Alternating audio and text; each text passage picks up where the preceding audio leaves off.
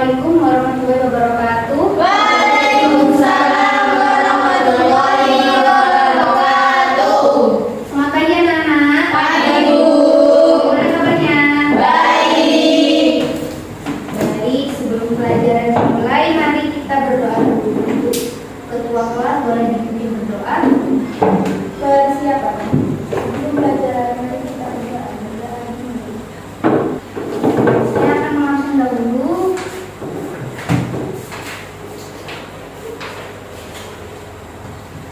Anan, Hadiro.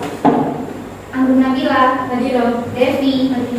Baik, hari ini tidak ada yang tidak masuk. Sebelum pembelajaran dimulai, Ibu ada permainan dulu untuk kalian supaya kalian bisa lebih fokus terhadap pembelajaran. Ketika Ibu mengucapkan alat, berarti kalian bertepuk tangan 2 kali. Ketika Ibu mengucapkan cara, kalian bertepuk tangan 1 kali. Ketika Ibu mengucapkan makan, kalian tidak bertepuk tangan. Dicontohkan dahulu ya. Cara makan.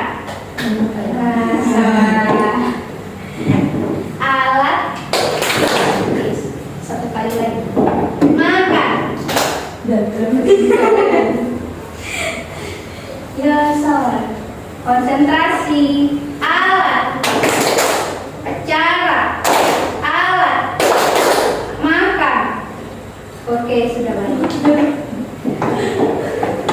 Sesuai dengan pertemuan Ibu kemarin, hari ini kita akan membahas mengenai teks negosiasi dalam bentuk teks naratif. Kalian tahu teks naratif itu teks apa? Teks cerita. Jadi teks negosiasi itu tidak hanya dengan lisan, tapi juga tertulis juga bisa. Contohnya teks negosiasi dalam bentuk teks naratif itu ada banyak. Bisa dari cerita kayak misalnya suatu pagi hari si Dedi pergi ke pasar bersama ibunya. Dia pergi ke sebuah toko sepatu. Kemudian dia bertanya harga. Pak, berapa harga sepatu ini?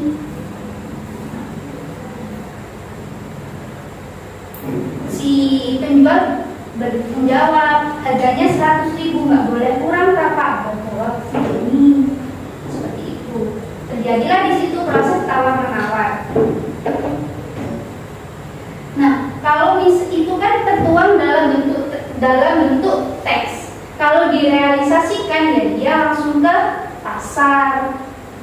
Cuma kalau dalam bentuk teks ada ceritanya pagi hari yang menggambarkan peristiwa di dalam teks itu. Dari sini paham kalian? Paham.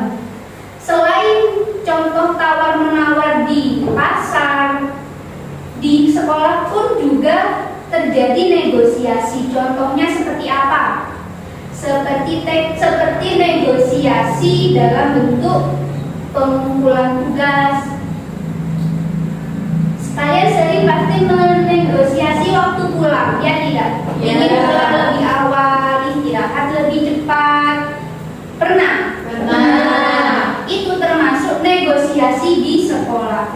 Nah, sebelum kalian menulis teks negosiasi dalam bentuk naratif ini, kalian harus menentukan satu. Temanya kalian mau buat seperti apa?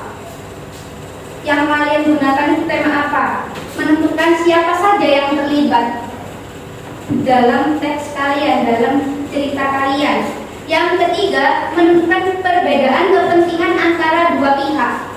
Nah, yang keempat, menentukan kesepakatan antara dua pihak itu. Jadi perbedaan antara dua orang atau dua pihak itu ditentukan kesepakatannya seperti apa. Nah, yang keenam, merevisi kembali hasil tujuannya, direvisi lagi. Baru yang ketujuh, dipublikasi. Saya menyuruh kalian untuk membuat teks negosiasi dalam bentuk naratif. Kalian siap?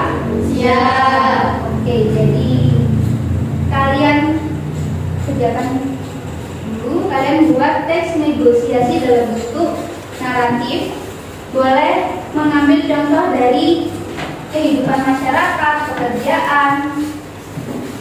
Yang penting ada unsur tawar-menawar. Anak-anak, Sudah. hasil dari kalian hari ini itu acuan dari tugas saya minggu depan.